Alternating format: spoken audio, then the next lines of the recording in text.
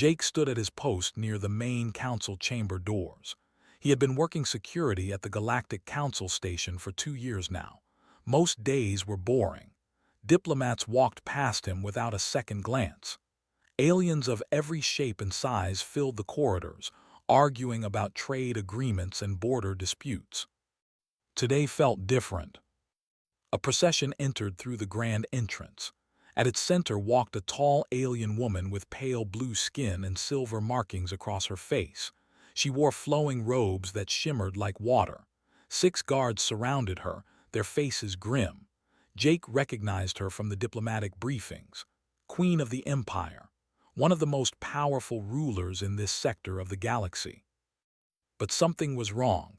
The Queen's eyes were red and swollen. Her hands trembled as she walked. This was not the composed monarch he had seen in news broadcasts. This was someone broken. Jake watched as the Queen and her guards entered the council chamber. The doors sealed behind them. Through the small window, he could see the council members taking their seats. Chairman, a reptilian alien with golden scales, sat at the head of the curved table. 12 other representatives filled the remaining seats. The Queen stepped forward to the speaking platform. Even from outside, Jake could see her struggling to maintain her composure. His communicator buzzed. Ambassador Hayes, the human representative, sent him a quick message. Stay alert. This could get emotional. Jake frowned. Emotional was an understatement. Through the window, he watched Queen gesture desperately. Her voice rose, though he could not hear the words through the soundproof doors. The council members sat unmoved. Some looked bored, others whispered to each other. Chairman raised one clawed hand. The Queen stopped speaking. Jake could read the chairman's body language even from this distance. Dismissal, rejection. The Queen's shoulders sagged. She said something else, quieter this time. The chairman shook his head. Other council members followed his lead. The decision was made. Queen stood frozen for a moment. Then she turned and walked toward the exit. Her guards rushed to flank her. When the doors opened, Jake got his first close look at her face. She was crying, not the quiet, dignified tears of disappointment. These were the tears of someone drowning in despair. The silver markings on her face glowed brighter when she cried, creating trails of light down her cheeks. The procession moved past Jake without acknowledgement. He watched them head down the corridor toward the diplomatic suites. Something in his chest twisted. He had seen plenty of rejected proposals in his time here. Territory disputes, trade disagreements, requests for military aid. But this was different.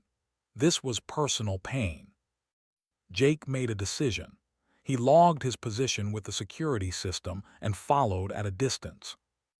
The Queen's guards led her through the winding corridors. They reached a quiet section of the station, away from the main diplomatic areas. Suddenly, Queen's legs gave out. She collapsed against the wall, sliding down until she sat on the floor. Her guards looked at each other in panic, unsure what to do. Jake approached slowly, hands visible and non-threatening. One of the guards stepped forward to block him. "I mean no harm," Jake said quietly. "I just want to help." The guard looked back at the Queen. She waved a weak hand. "Let him approach." Jake knelt a respectful distance away. Up close, he could see how exhausted she was. Dark circles under her eyes, her hands shaking, the weight of the galaxy on her shoulders. "Your Majesty," Jake said. "I'm Jake, human security officer assigned to this station. Is there anything I can do?" Queen looked at him with hollow eyes. "You are human." "Yes, ma'am." She laughed, but it was a bitter sound. "Perhaps humans are my last hope then. Everyone else has abandoned me." Jake waited. He had learned that sometimes people just needed someone to listen. The Queen drew a shaking breath. "My daughters, I have 3 daughters. They were taken 6 weeks ago during a diplomatic mission to the frontier territories.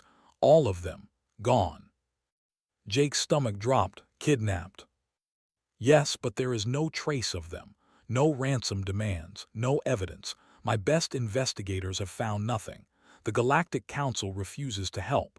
They say it is an internal matter. They say they cannot spare resources for what might be a family dispute. Her voice broke. Family dispute. As if I would not know if my own children were simply hiding from me. What did your investigators find? Jake asked. Nothing useful. The security footage was corrupted. The guards who were supposed to protect them remember nothing. It is as if my daughters simply vanished from existence. She looked at Jake with desperate eyes. But they did not vanish. Someone took them. Someone is holding them, and I do not know if they are alive or dead. Jake thought about his own family back on Earth, his sister, his nephews. If someone took them, he would burn down the galaxy to find them. Your Majesty, Jake said carefully, why did you come to the council? What did you ask for? I asked for their resources, their investigators, their technology. The Galactic Council has tools that even the Empire does not possess, but they refused. Chairman said that helping me would set a dangerous precedent. Other rulers would come asking for help with their problems. She laughed again, that same broken sound. My daughters are not a problem. They are my children. Jake made his decision in that moment.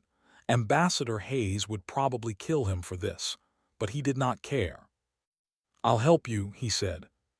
The Queen stared at him. What? I'll help you find your daughters. I'm not an investigator. I'm just security. But humans are good at finding things. We're persistent. And I can't just walk away from this. Why? The Queen whispered. Why would you help me? You do not know me. This is not your concern. Jake met her eyes. Because you're a mother looking for her children. That's all the reason I need. Queen's eyes filled with fresh tears. But these were different. These held a spark of hope. If you help me find them, she said, I will give you anything within my power. Anything. I don't want payment, Jake said. I just want to help. One of the guards stepped forward. Your Majesty, you cannot trust a human you just met. This could be a trap. But Queen shook her head. She stood up, using the wall for support. The exhaustion was still there, but something had changed in her posture. She had purpose again. No, she said. I have begged the most powerful beings in the galaxy for help, and they all refused. This human who has nothing to gain and everything to lose offers his help freely. She looked at Jake. I will trust him. Jake's communicator buzzed urgently. Ambassador Hayes wanted to know where he was. He ignored it. Then let's start, he said. Tell me everything. Every detail about the day they disappeared. Every person who was there. Every place they went. Humans might see something your investigators missed. The Queen nodded. Come to my ship. I have all the reports, all the evidence, everything. As they walked toward the docking bay, Jake knew he was crossing a line. He was supposed to stay neutral, just do his job and keep his head down. But some things were more important than regulations. Besides, he had a feeling that humans were about to show the galaxy exactly what they were capable of when properly motivated. And nothing motivated a human quite like helping a parent find their missing children. The council had made a mistake today. They had dismissed Queen's plea. They thought her problem was too small, too personal, too unimportant for their attention. They were about to learn that no problem was too small when a human decided to care about it. Jake sat in Queen's private quarters aboard her diplomatic vessel. The room was filled with holographic displays showing reports, maps, and witness statements. 3 faces smiled from a family portrait on the wall. The princesses. The oldest looked about 20 in human years, with her mother's silver markings and confident smile. The middle daughter had softer features and kind eyes. The youngest could not be more than 12, her face full of innocent joy. Jake studied each report carefully. The Queen sat across from him, watching his face for any sign of hope. Your investigators are thorough, Jake said, but they're looking at this wrong. What do you mean? Queen leaned forward. They're using technology to find technology, scanning for ships, tracking communications, analyzing data patterns. But whoever took your daughters knew that would happen. They planned for it. Jake pointed to one of the witness statements. This guard says he remembers nothing unusual, but look at how he describes his day. It's too perfect, too detailed about the boring parts and too vague about the important parts. The Queen's eyes narrowed. You think he is lying? Maybe. Or maybe someone altered his memory and did not do a good enough job. Humans evolved to spot liars. We watch body language, tone of voice, tiny inconsistencies in stories. Your technology can tell if someone's brain is lying, but it cannot always tell if their brain is giving false information it believes is true. Queen stood and paced. But I do not have humans to interview these people, and time is running out. Every day my daughters are missing is another day they could be hurt or killed. Then we need help, Jake said. He pulled out his communicator and sent a message to Earth. I know someone, Commander Lisa Park. She works in military intelligence, but her specialty is pattern analysis. If there's a pattern in this mess, she'll find it. Will she come? For this, yes, she has kids of her own. 3 days later, Lisa Park arrived at the station. She was a small woman with sharp eyes and a mind that never stopped working. Jake met her at the docking bay and brought her straight to the Queen's ship. Lisa spent the first hour in complete silence, absorbing every piece of evidence. She read every report twice, watched every piece of corrupted footage, studied every map of the area where the princesses disappeared. Finally, she looked up.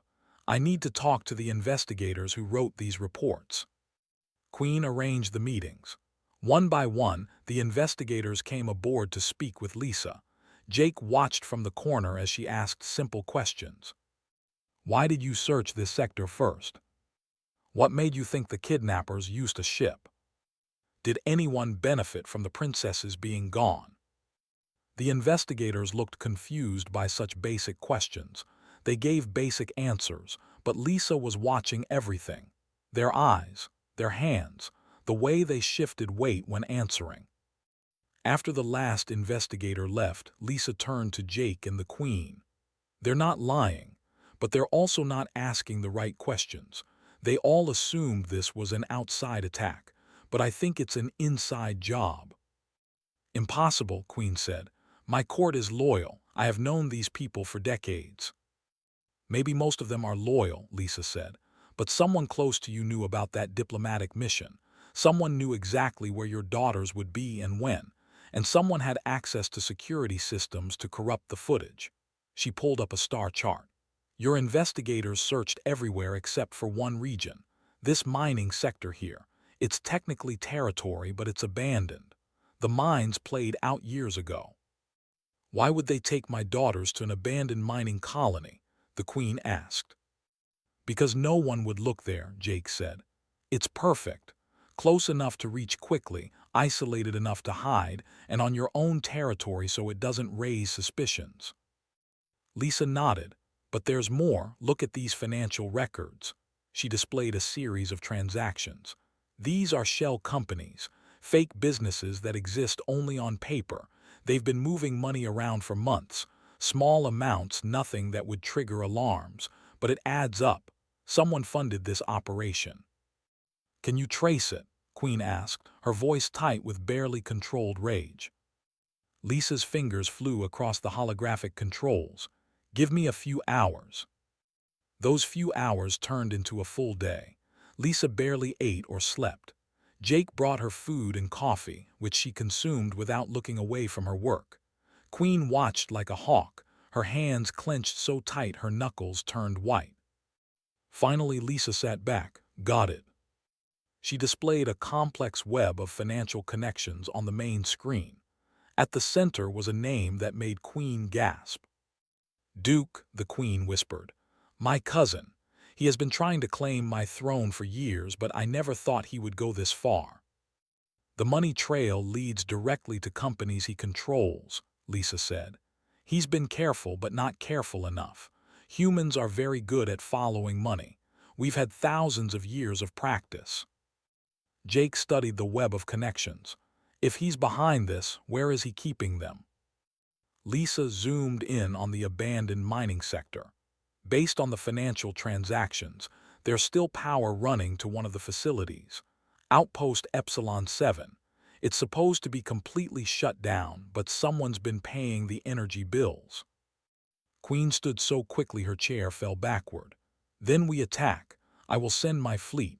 I will level that entire facility if I have to. No, Jake said firmly. If you send a fleet, he'll kill them before you get there. He'll know you found him. Then what do you suggest? The Queen's voice was dangerous. She was a mother ready to tear apart the galaxy. Let me go in first, Jake said. Small team, quiet approach. We get eyes on the facility, confirm your daughters are there, and then we extract them. You want me to trust my daughters' lives to a small team of humans? Queen looked at him like he was insane. Yes, Jake said simply, because a small team can do what a fleet cannot. We can slip in unnoticed. We can adapt to changing situations, and we can get your daughters out alive. Lisa nodded. He's right. A military assault will get them killed, but a quiet rescue mission might work. Queen looked between them. Jake could see the war in her eyes. The mother wanted to charge in with every weapon she had. The Queen knew they were right. How many people do you need? She asked finally. 3, Jake said. Me, Lisa, and one more. I know someone who specializes in this kind of work. 3 humans against an entire facility of guards. The Queen shook her head. It is suicide. Maybe, Jake admitted. But it's also unexpected. Duke will expect you to come with armies.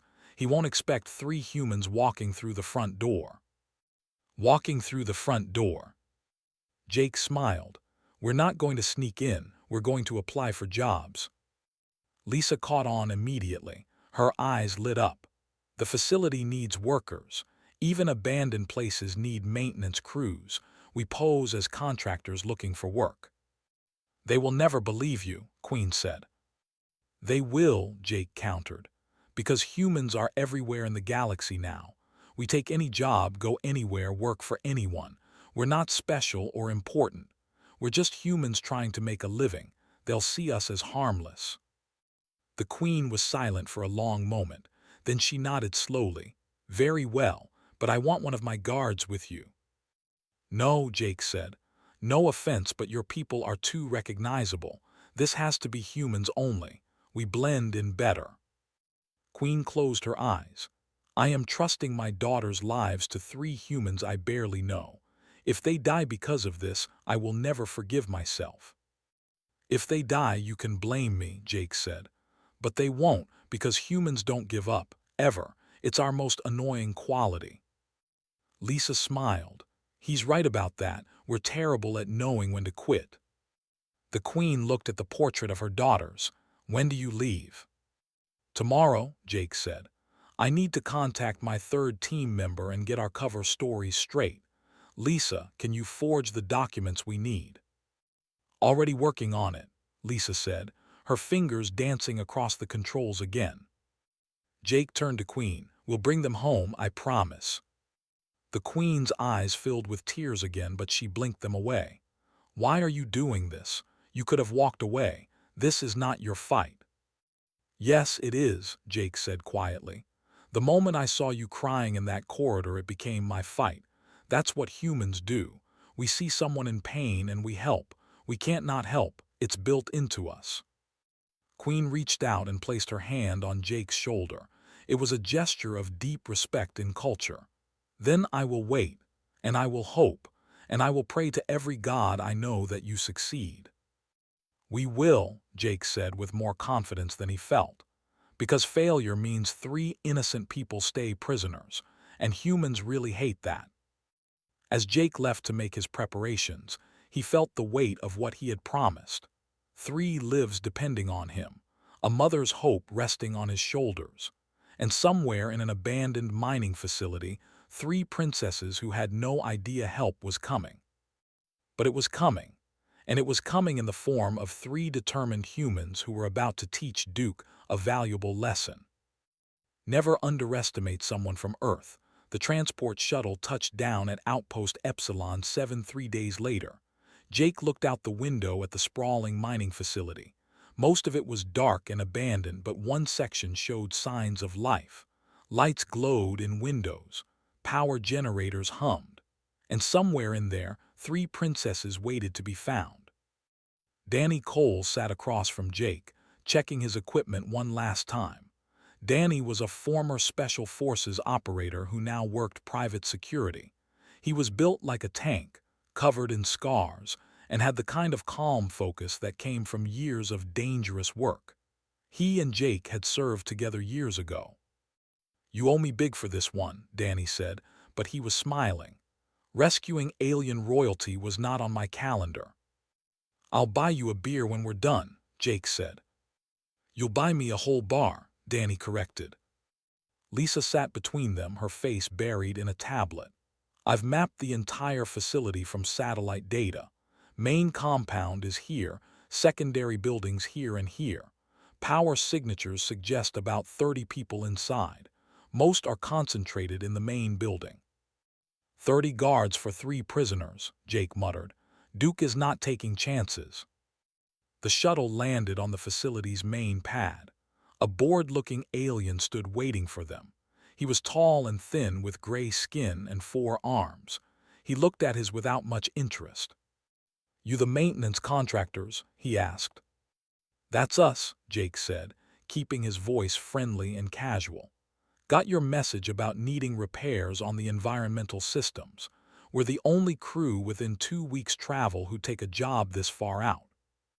The alien barely glanced at their forged documents. "Yeah, whatever. Environmental controls are acting up in Sections C and D, power fluctuations in Section E. Think you can handle it?" "We can handle anything," Danny said. "That's why we charge premium rates for frontier work." The alien snorted. "You'll get paid when the job's done. Follow me. I'll show you to the maintenance access points." They followed him into the facility, Jake's eyes everything. Guard positions, security cameras, exit routes. The place was well defended, but it was designed to keep people out, not in. The guards were lazy, comfortable. They had been here too long without anything happening. "Perfect." The alien led them through winding corridors. "Most of this place is shut down. We only use the central sections. Don't go wandering into the abandoned areas. Some of them aren't safe." "Understood," Jake said. He caught Lisa's eye and saw her marking their route on her mental map. They were shown to a small equipment room filled with tools and spare parts. The alien handed Jake a, "This gets you into the maintenance areas. Stay out of the restricted sections. The boss doesn't like unauthorized personnel." "Who's the boss?" Danny asked casually. "Duke, he's using this place for some private business. Don't ask questions and you'll get paid. Ask questions and you'll get thrown out an airlock."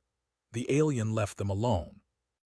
As soon as he was gone, Lisa pulled out a small scanner. "Jamming their internal sensors. We have about 15 minutes before they notice something's wrong." Jake nodded. "Danny, you're on distraction duty. Lisa, you're on electronics. I'll find the princesses." "How do you know where they're being held?" Danny asked. Lisa pointed to her tablet. "Heat signatures. Most of the facility is cold to save power, but 3 rooms in Section F are heated to comfort levels. Those rooms are also under guard." "Then that's where we start," Jake said. They split up. Danny headed toward the power generator room. Lisa moved to the security station. Jake made his way toward Section F, his maintenance uniform and getting him through most doors without question. He passed several guards. They glanced at him but saw only a human contractor, not worth their attention, not a threat. That would be their mistake. Section F was more heavily guarded.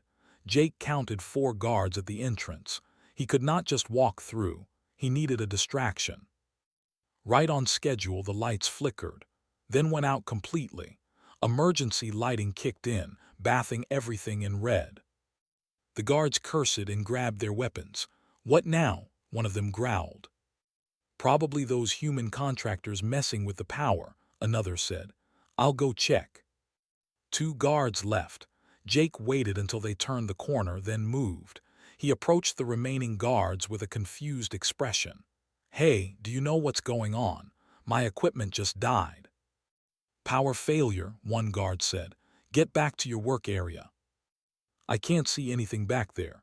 Do you have a flashlight I could borrow?" The guard sighed and turned to grab something from a nearby supply cabinet. Jake moved fast. He swept the guard's legs and caught him before he could shout. A quick pressure point strike and the guard went limp. The second guard spun around, but Danny appeared from behind and took him down silently. "Thought you might need backup," Danny whispered. They dragged the unconscious guards into a storage closet.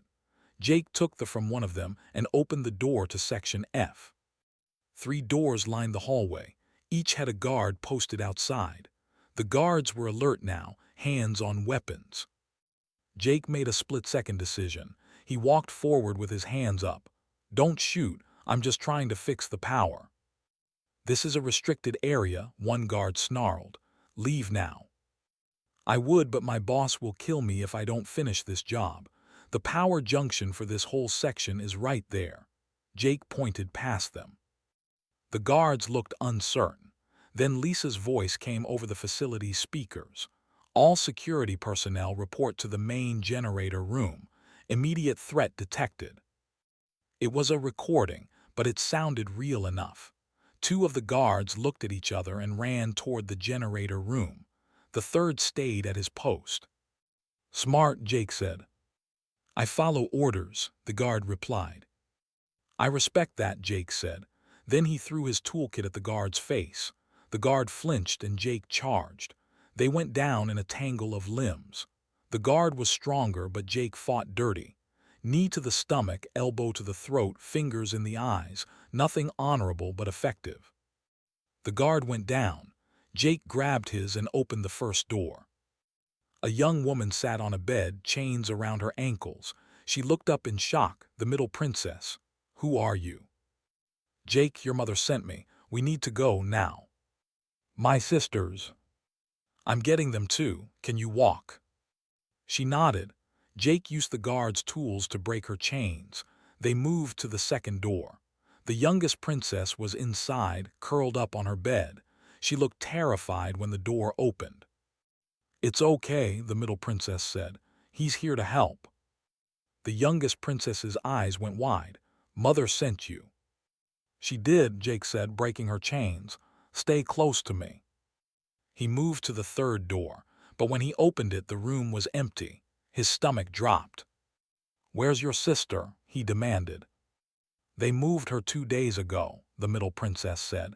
"Said she was too dangerous to keep here. He took her to his fortress." Jake cursed. The mission had just gotten more complicated, but there was no time to worry about that now. Alarms started blaring. Someone had found the unconscious guards. "Run," Jake said. They sprinted through the corridors. Guards appeared at every turn. Danny met them halfway, firing a stolen weapon to keep the guards back. Lisa appeared from a side corridor, having sabotaged half the security systems in the facility. "Exit is blocked," Lisa shouted over the alarms. "We need another route." "Maintenance tunnels," Jake said. He had memorized the layout Lisa provided. "This way." They ducked into a narrow passage meant for service workers. The princesses had to crouch to fit. Behind them, guards shouted and fired weapons. Shots sparked off the metal walls. The tunnel opened into an abandoned section of the facility. Jake led them through dark corridors filled with broken equipment. The youngest princess stumbled, and Jake caught her before she fell. "Keep moving," he urged. "We're almost there." They emerged into the landing bay. Their shuttle was still there, but guards surrounded it. At least 10 of them, weapons raised. Danny counted under his breath. "This is going to hurt." "We don't have to fight them all," Lisa said. She pulled out a detonator. "I planted charges on their fuel depot while I was hacking their systems. 30 seconds. "You what?" Jake stared at her. "You said quiet, I improvised." She pressed the button. The explosion rocked the entire facility. Fire bloomed in the distance. The guards spun toward the blast. distracted for crucial seconds. Now, Jake yelled.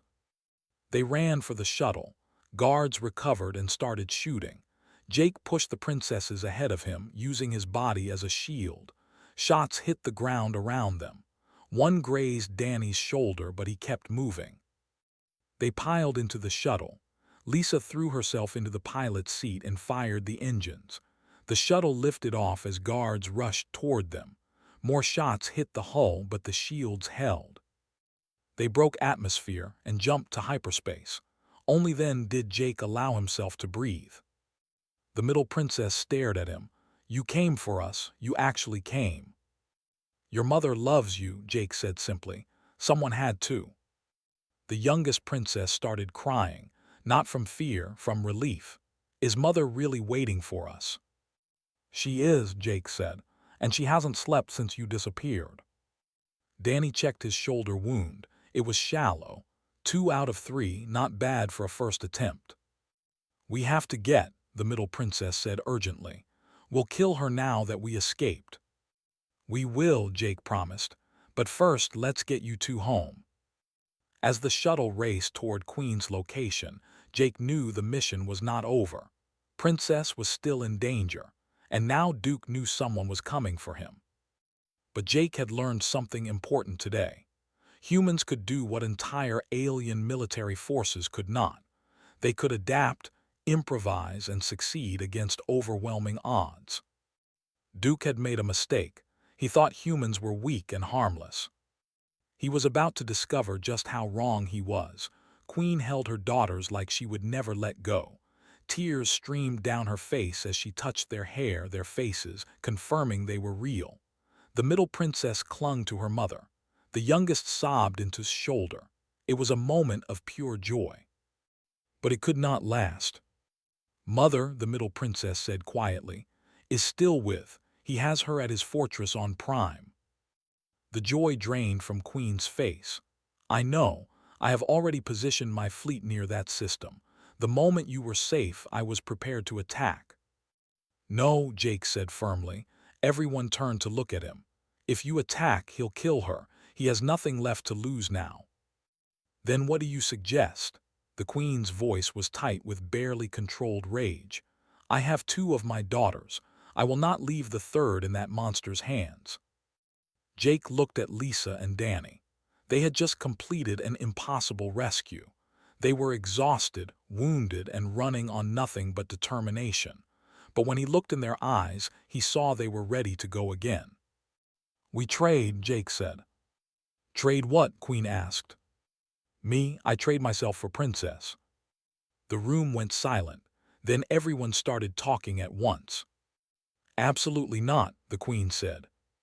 "That's suicide," Danny added. Lisa just shook her head. "He's serious. I can see it in his face."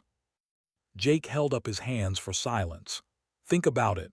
Wants revenge. He wants to hurt you, Your Majesty. I just ruined his entire plan. I cost him 2 princesses and exposed his conspiracy.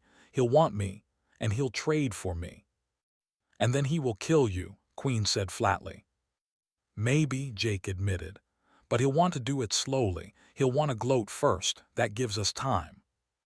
"Time for what?" the middle princess demanded. "Time to die." "Time for me to escape with Princess," Jake said.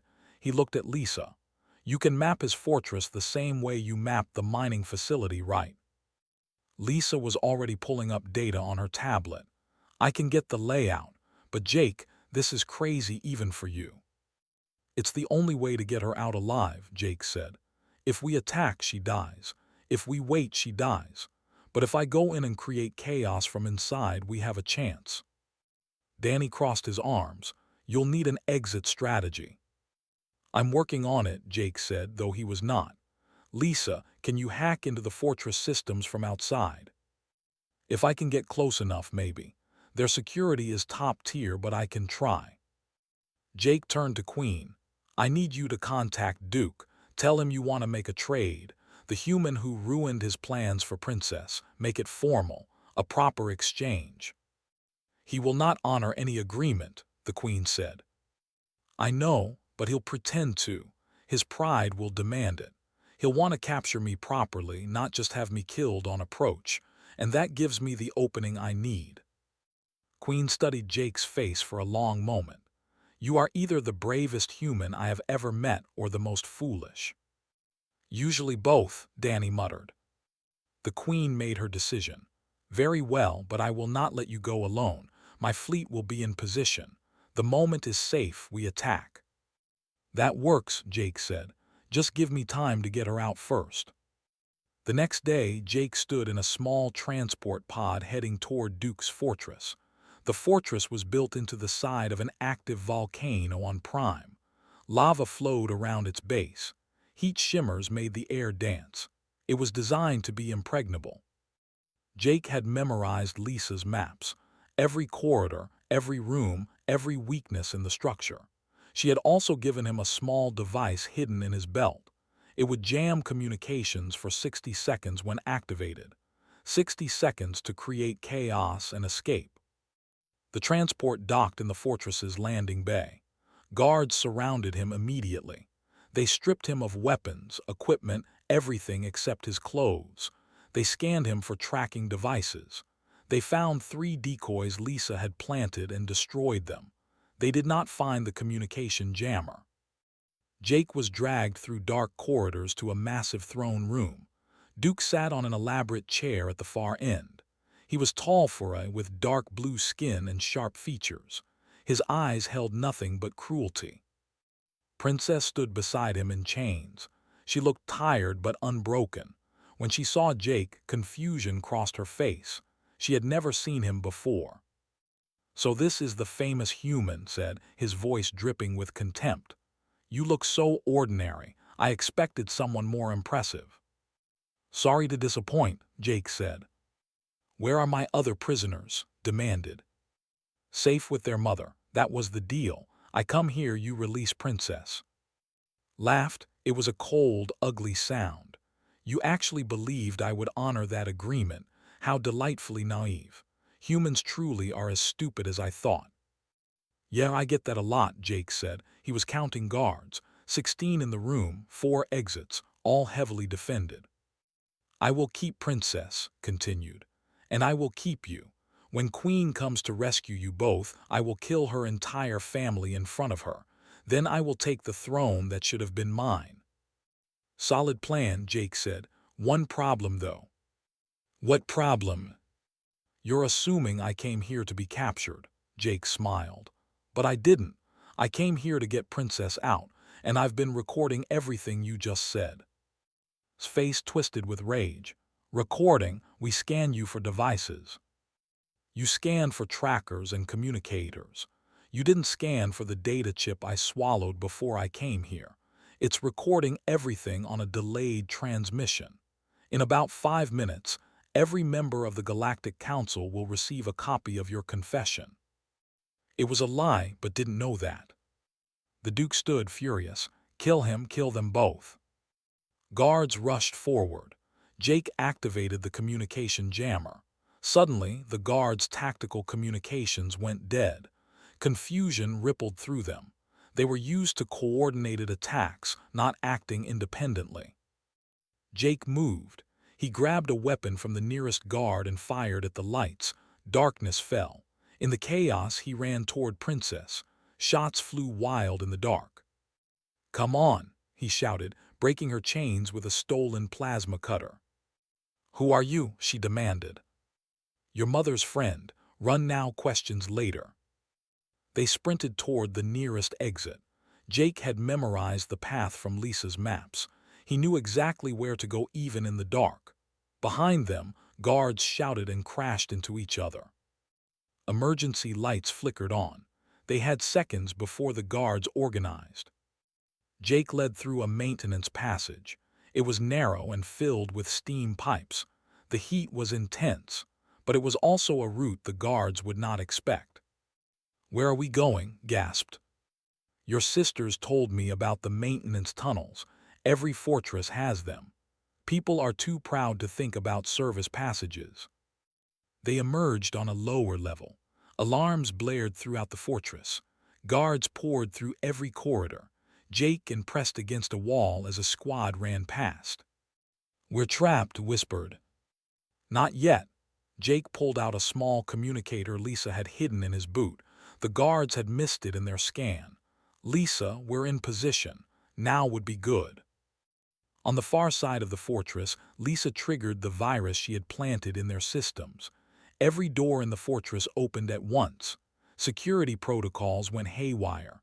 Guard assignments scrambled. Complete chaos. Jake grabs hand. "Move." They ran through the confusion. Guards tried to stop them but could not coordinate. Some doors they needed were locked. Others opened mysteriously just as they arrived. Lisa was working magic from outside. They reached the vehicle bay. Small transports sat unused. Jake jumped into one. He had never flown this model before, but controls were controls. The transport roared to life. Guards rushed into the bay. Shots hit the transport's shields. Jake pushed the engines to maximum and shot through the opening bay doors. The transport climbed into the volcanic air. Behind them, the fortress's defense systems came online. Missile locks screamed warnings. Jake dove toward the lava flows, using the heat to confuse targeting systems. A warship appeared above them. Jake's heart sank. They had escaped the fortress only to be caught by SciFi fleet. Then the warship fired, but not at them.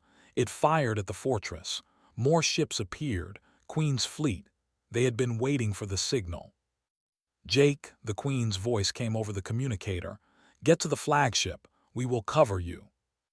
Jake pushed the damaged transport toward the massive warship. The landing bay doors opened wide. They flew through just as their engines gave out. The transport crashed on the deck in a shower of sparks. Jake kicked open the door. They stumbled out, coughing from smoke. Medical teams rushed forward. Queen was there, tears streaming down her face. She pulled into her arms. Mother sobbed. "I thought I would never see you again." "Never," the Queen said fiercely. "Never again will I let anyone take you from me." She looked at Jake over her daughter's shoulder. There were no words for what passed between them. Gratitude, respect, the bond between someone who asked for help and someone who gave it freely. "You kept your promise," the Queen said simply. "I told you I would," Jake replied. Then his legs gave out. Exhaustion, stress, and adrenaline crash hit him all at once. Danny caught him before he fell. "Easy there, hero," Danny said. "You just walked into hell and walked back out. Give yourself a minute." Jake watched as Queen held all three of her daughters together. They were crying and laughing at the same time. A family reunited. A mother's nightmare ended. And all it took was a few humans who decided that someone else's problem was worth solving. "Think anyone noticed what we did?" Jake asked Danny. Danny smiled. "Oh, I think the whole galaxy is about to notice." Jake woke up in the medical bay of Queen's flagship. His body ached everywhere. Burns from the volcanic heat, bruises from fighting guards. His shoulder throbbed where he had slammed into the transport controls during the escape. But he was alive. Danny sat in a chair beside his bed, eating from a plate of alien food. "Welcome back. You've been out for 18 hours. 18 hours. Jake tried to sit up and immediately regretted it. "Easy," Danny said. "The doctors say you pushed yourself way past human limits. Your body finally said enough and shut down. Lisa's been by 3 times to check on you, so have all 3 princesses." Jake looked around the clean white room. "Where are we?" "Still in orbit around Prime. The fleet captured Duke. He's in custody awaiting trial. Apparently, when they stormed his fortress, they found evidence of a dozen other crimes. He's done." "Good," Jake said. Then he remembered something. "The princesses, are they okay?" "Better than okay. The youngest one, Princess Ella, she's been telling everyone about the brave human who rescued her. The middle one, Princess Nara, has been organizing a proper thank you ceremony. And Princess wants to meet you properly when you're awake." "I don't need a ceremony," Jake muttered. "Too late. You're a hero now. Deal with it." The door opened. Queen entered, followed by all three of her daughters. They moved to Jake's bedside. The Queen looked different. The weight of fear and desperation was gone from her eyes. She looked like a proper monarch again, regal and powerful. "Jake," she said formally, "my family owes you a debt we can never fully repay." "You don't owe me anything," Jake said. "I just did what needed doing." Princess stepped forward. She was the oldest, with the same silver markings as her mother and eyes that had seen too much. "I never properly thanked you. You traded your life for mine.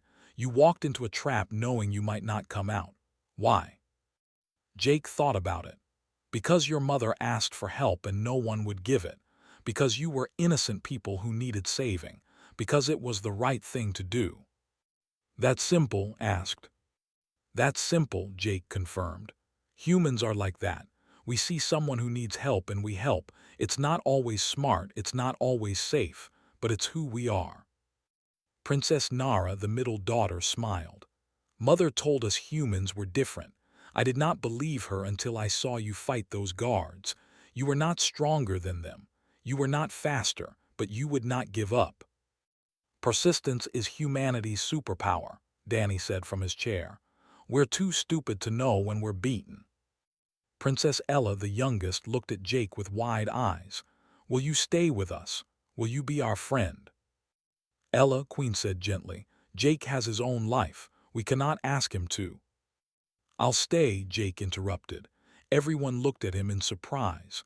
"Not forever, but for a while, at least until things settle down." The Queen's eyes shimmered with emotion. "You have already given us so much." "And you gave me something too," Jake said. "You reminded me why I do this job, why I care about helping people. Sometimes you forget, working security at a diplomatic station. You see so much politics and so little humanity. But this mission reminded me that individuals matter, that families matter, that sometimes one person can make a difference." A medical assistant entered and whispered something to the Queen, nodded and looked at Jake. "There is something you should know. News of what you did has spread throughout the galaxy. The Galactic Council has requested our presence at an emergency session." "Emergency session?" Jake asked. "They want to discuss humanity's role in galactic affairs," the Queen said carefully. "Your rescue of my daughters has caused certain people to reconsider their opinions about your species." 2 days later, Jake stood in the same Galactic Council chamber where this had all begun. But everything was different now. He wore a formal uniform provided by Queen. Lisa and Danny stood beside him, equally uncomfortable in fancy clothes. Ambassador Hayes stood with them, trying not to look too smug. The council chamber was packed. Representatives from dozens of civilizations filled the seats. They all wanted to see the humans who had accomplished the impossible. Chairman called the session to order. His golden scales seemed less bright than before. "We are here to discuss recent events involving Queen of the Empire and 3 human citizens." Queen stood to address the council. Her 3 daughters sat in the gallery, watching proudly. "6 weeks ago, I came before this council and begged for help. My daughters had been kidnapped. I had no leads, no hope, and nowhere to turn. This council, in its wisdom, decided my problem was too small for your attention." Shifted uncomfortably. Other council members looked away. But one human, a simple security officer, decided my problem was worth his time. Jake offered to help me when the entire galactic community turned its back. He and 2 other humans succeeded where my empire's best investigators failed. They infiltrated a guarded facility, rescued 2 of my daughters, and then Jake traded himself to save the 3rd. They did all of this with no advanced technology, no military support, and no guarantee of success. She turned to look at Jake. "They did it because it was right, because a mother was in pain, because 3 innocent people needed help. Is that not the very principle this council claims to uphold? Justice for all, protection for the innocent." The chamber was silent. Ambassador Hayes stood. "The Galactic Council rejected Queen's plea because helping her would set a precedent. Well, my people have set a different precedent. We showed that compassion matters, that individuals matter, that sometimes the right thing to do is help someone, even when there's no political advantage to it. A representative from the collective spoke up. We dismissed humans as unimportant. We saw them as weak, scattered, not worthy of full membership in galactic society. But these three humans accomplished what our combined militaries could not. Perhaps we were wrong. Other voices joined in. Some defended the Council's original decision. Others argued that humanity deserved respect. The debate grew heated. Jake stood quietly through all of it, wishing he could just leave. Finally, Queen raised her hand for silence. I have a proposal. The Empire formally requests a full alliance with humanity, trade agreements, military cooperation, cultural exchange, everything. The chamber erupted. An alliance with the Empire was significant. They were one of the most powerful civilizations in this sector. Other nations would have to respect humanity just to maintain relations with. Looked like he had swallowed something sour. This is highly irregular. So was kidnapping 3 princesses, Queen said coldly. So was this council's refusal to help. We live in irregular times, Chairman. Perhaps it is time we recognize that compassion and courage matter more than political calculations. The vote was called. The alliance passed with strong support. Humanity was no longer just another minor species trying to find its place. They were now partners with one of the galaxy's great powers. After the session ended, Jake found himself surrounded by diplomats and representatives wanting to meet him. They all wanted to talk to the human who had changed everything. It was overwhelming. Princess rescued him, pulling him away from the crowd. Come with me. My sisters and I want to show you something. She led him to a quiet observation deck. Princess Nara and Princess Ella were waiting. Through the massive windows, Jake could see Earth, his home. It looked so small from here, but it had produced something the galaxy had forgotten. People who cared more about doing right than doing what was easy. We asked our mother to bring you here, said. We wanted you to see your world from our perspective, to see what we see when we look at it. What do you see? Jake asked. Hope, Princess Ella said simply. You came from that small world and saved us. If humans can do that, what else can you do? Probably a lot of stupid things, Jake admitted. We're not perfect, we make mistakes, we fight among ourselves, we're messy and complicated. So is every civilization, Princess Nara said. But you also help strangers, you sacrifice for others, you never give up. Those qualities are rare in the galaxy. Put her hand on Jake's shoulder. You became our mother's final weapon, not because you were the strongest You became her weapon because you cared enough to act when everyone else looked away. That is humanity's true strength. Jake looked at Earth floating in the darkness of space. He thought about all the humans down there, living their lives, unaware that 3 of them had just changed the galaxy's opinion of their entire species. It was a huge responsibility, and a huge opportunity. What happens now? He asked. Now humanity takes its place among the great civilizations, said.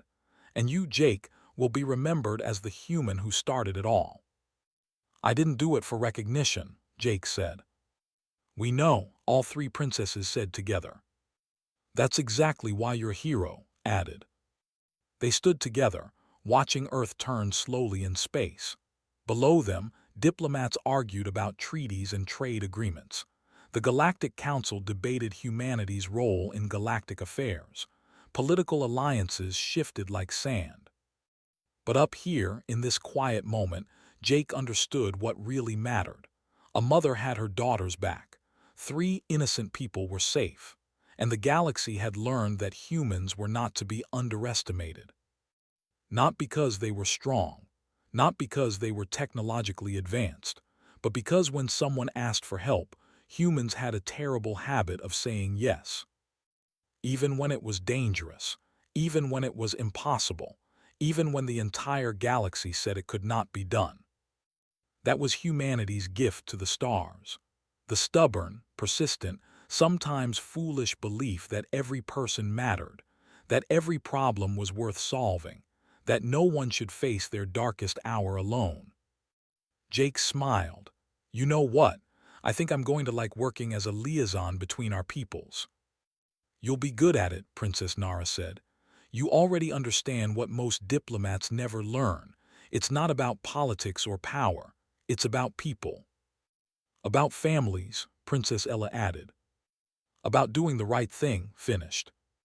Danny and Lisa joined them on the observation deck. They had escaped the crowds as well. They stood together, four humans who had changed the galaxy simply by deciding that someone else's problem was worth solving. Think we'll be famous? Lisa asked. Probably, Jake said, but that's not why we did it. No, Danny agreed. We did it because a mother was crying and her children were missing. Everything else is just noise. They were right. In the end, that was all that mattered. A family reunited, a crisis averted, and the galaxy learning that humans were not weak or insignificant. They were just people who cared, and sometimes that was the most powerful weapon of all. Queen joined them, standing beside Jake as they looked at Earth together. Thank you, she said quietly, for everything. Thank you, Jake replied, for reminding me why this matters.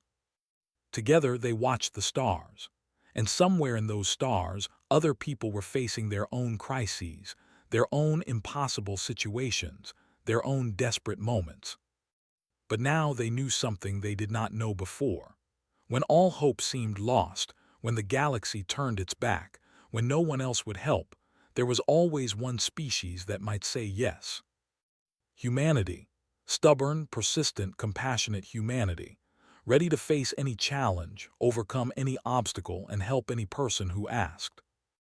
Because that was what humans did, and the galaxy was about to discover just how far humans would go when someone needed them.